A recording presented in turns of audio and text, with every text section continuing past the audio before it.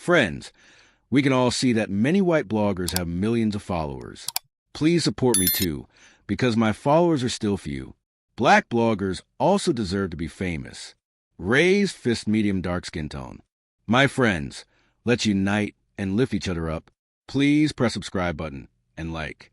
The Obsidian Lincoln Continental slid past his hiding spot, and Officer Kyle Brennan's jaw tightened in a silent verdict. He saw the expensive car, the tinted windows, and the out-of-state plates, and knew, with the certainty of a man who'd made up his mind, that this driver was asking for a ticket. But the woman behind the wheel wasn't just another entitled driver. She was about to teach him what power really meant. The 10:30 p.m. traffic on Route 119 was nearly gone, and the humid Georgia air hung heavy enough to taste. Brennan had been killing time in a dark laundromat parking lot, nursing a lukewarm coffee. He was ready to pack it in when the Lincoln appeared, a smooth, dark presence gliding effortlessly through his town. Look at that, he thought, his eyes narrowing, cruising through here like they owned the place. It wasn't speeding. It wasn't swerving. But it was there, and for Brennan, that was reason enough. He gunned the cruiser's engine, pulling onto the road. He flipped on the lights, enjoying the strobing red and blue splashing across the Lincoln's flawless paint. He followed for a half-minute before blasting the siren. The Lincoln immediately signaled and pulled smoothly into bright lot of gas and go. Inside the car, Judge Audrey Coleman sat perfectly still. In her mid-50s, she still wore her judicial robes from a state committee meeting in the Capitol. She was exhausted with a weariness that went bone deep. Decades of this, she thought. The faces change, but the script never does. She lowered her window, but before she could speak, Brennan was there, shining a high-powered flashlight directly in her eyes. License and registration. Hand them over, he barked, his voice a command, not a request. Her voice was calm and measured. First, you can tell me the reason for the stop. Brennan ignored her, sweeping the flashlight beam across her empty passenger seat and into the back. He was hunting for an excuse. Tint on these windows is too dark. Plates are from out of state. You lost. Judge Coleman's expression remained unreadable. I am a state judge. My residence is in Summit Creek, and I am returning from official business. She passed him her driver's license registration and her judicial ID. He barely glanced at them, his eyes locked on her, his hand drifting down, resting on the grip of his service weapon. A judge, huh? We'll just see about that. Ma'am, I need you to step out of the vehicle. And the grounds of that order are? She asked, her voice still perfectly even. Failure to comply, he snapped, the lie coming easily. That's obstruction. The judge offered no argument. She didn't raise her voice. Instead, she calmly reached forward, started a video recording on her phone, and placed on the dashboard the camera aimed directly at him. I am complying fully, officer, she stated. I have provided the documents you requested. Now, I have a legal right to know the probable cause for your order. So you want to play games? He sneered, his face tightening with anger. The silence between them crackled. Across the street, a young man in a hoodie stepped out of a Quick Mart, saw the flashing lights, and immediately raised his phone and started filming. Brennan saw him, and a hot flash of rage made him reckless. Get out of the car now, he yelled, or I'll drag you out myself. That would be an illegal search and seizure, she replied, her tone hardening into a clear warning. And you know it. He lunged for the door handle. The second his fingers made contact, he heard the sharp click of the lock engaging, but it was the absolute, unshakable certainty in her eyes that made him hesitate. Officer, she said, her voice now ringing with pure command, I am warning you. This stop is being recorded. You have zero legal authority to open this door. His own pride was roaring in his ears. I gave you a direct order, and I am following the law, he countered sharply. You are breaking it. He yanked the handle. It didn't move. He slapped the glass with his open palm. The loud crack echoed in the quiet night. Unlock the door. No, the word was a verdict. Not angry, not frightened. It was a simple statement of fact. The young man across the street took a step forward. Hey, what are you doing to her? Brennan ignored him and grabbed his shoulder radio. Dispatch! requesting backup on Route 119. Got an uncooperative driver. Possible 1056. The judge's eyes narrowed. You just filed a false report. Officer, that is a flagrant abuse of your position. He leaned toward the window, his face twisted into a snarl. You think you're above the law? No, she said, her voice dropping, carrying the full weight of the justice system with it. I am the law. For a second, something flickered in Brennan's eyes. Not doubt, but pure annoyance. He leaned in again, his voice a low, condescending sneer. Is that what this is? Some kind of power trip? You people love to pull the authority card when you're caught. Her hands tightened on the steering wheel, but her gaze was like iron. You people, she repeated, her voice barely a whisper, letting the ugly words hang in the air between them. Brennan took an involuntary step back, rattled by her unshakable composure. This wasn't right. They were supposed to get hysterical, to argue, to give him a reason to escalate. Her quiet dignity felt like an accusation, and enraged him more than any shout ever could. Inside the car, Judge Coleman took a slow, steadying breath. This feeling was a ghost, one she thought she'd buried years ago under the weight of her robe and the power of her gavel. It was a sickeningly familiar feeling of being seen not as a person, but as a problem. Headlights cut across the scene as a second cruiser rolled to a careful, deliberate stop. An older sergeant with tired, all-seeing eyes stepped out. Sergeant Ray Donovan had arrived. Brennan rushed over to him, his voice a torrent of self-justification. Ray, good. You're here. This one's a real piece of work. Belligerent won't get out of the car, flashing some fake-looking ID at me.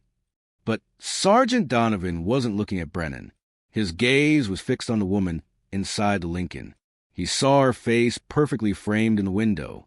He saw the small blinking light of the phone on her dashboard, and his face went ghost white. Oh, sweet heaven, he muttered, the blood draining from his face. He knew exactly who that was.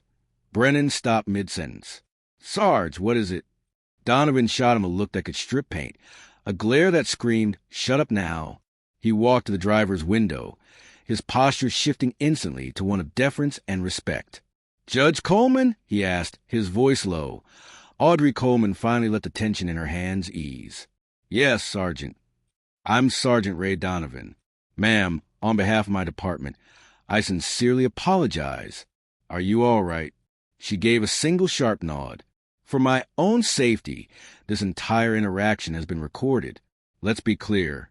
Your officer initiated a stop without cause, disregarded my credentials, attempted an illegal entry in my vehicle, and then filed a false report. Donovan's jaw was a hard line of granite. Understood, Judge. I am handling this now. He turned to Brennan, who was hovering nearby, looking completely bewildered. She was giving me, Brennan began. You've said more than enough. Donovan cut him off, his voice ice. Get in your unit and kill your mic. We're done here. The command was an execution. Brennan's face flushed with humiliation, but he obeyed, slumping into his cruiser. The small red light on his body camera blinked on silently, recording the spectacular end of his career. Donovan turned back to the judge's window. Again, Judge, I am truly sorry. Sorry doesn't fix this, she said, her voice even but unyielding. I identified myself as a judge. I provided documentation. In response, your officer threatened and insulted me. He made a choice. You are absolutely right, Donovan said, the weight of the words clear in his voice. And it will be in my report. She reached down and stopped her phone's recording. Her expression was a mass of control, but Donovan saw the slight tremor in her hands. Will you be filing a formal complaint tonight, Judge? I'll be handling this my way, she said. My office will be in contact. She paused, her eyes locking onto his. Sergeant, was Officer Brennan wearing a functional body camera? Yes, Judge. He was. Excellent, she said, shifting the car into park. Then the facts cannot be disputed. To Donovan's surprise, she opened her door and stepped out. Standing in the neon glare of the gas station, her judicial robes gave her an undeniable aura of absolute authority. She walked right past Brennan's cruiser, as if it didn't exist, and stood before Donovan. I will be speaking with Internal Affairs first thing in the morning. Yes, Judge. And Sergeant, make sure that body cam footage doesn't get misplaced. It won't, Donovan promised, his voice grim. Nearby, Leo Jenkins, the young man from the Quick Mart, was still filming. Judge Coleman walked directly over to him. Did you get that whole exchange? She asked. He nodded wide-eyed. Yes, ma'am. Every second. Good, she said. Don't delete it. You might be hearing from my office. She walked back to her Lincoln with purpose and drove away, leaving Sergeant Donovan standing in stunned silence. He spun around, walked to Brennan's cruiser, and yanked the passenger door open with enough force to rock the car. Out now! Brennan stumbled out, his face a storm of bruised pride. She had an attitude. She followed the law, Brennan. Donovan snapped. You didn't, and you be wise to remember your mic is still hot. By morning, Leo Jenkins' video had exploded online. Starting on a local forum, it blazed across Facebook and in Stavid until it was simply everywhere. The hashtag Justice for Judge Coleman was trending nationally. When Judge Audrey Coleman arrived at the courthouse, her phone was overwhelmed with messages from colleagues, law clerks, and the governor's office. Her bailiff John met her at security. Judge, it's everywhere.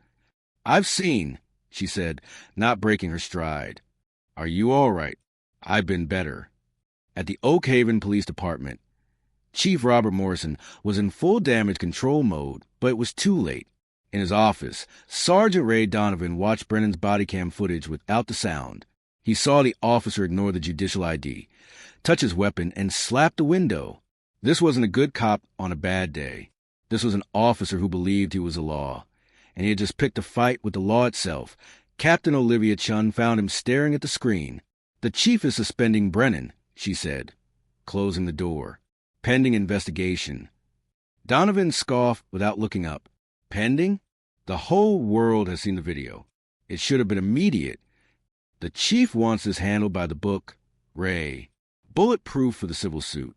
He finally turned, his eyes burning with disgust. This isn't about a lawsuit, Olivia. He saw her skin color in an expensive car and decided she didn't belong. He didn't care that she was a judge. This is about prejudice. The silence in the room confirmed he was right. Meanwhile, Judge Coleman bypassed the press and went straight to the Oak Haven Police Precinct. The officers fell silent as she walked past, their faces a mixture of shock and dread. Chief Morrison met her in the hallway. They sat alone in a sterile conference room.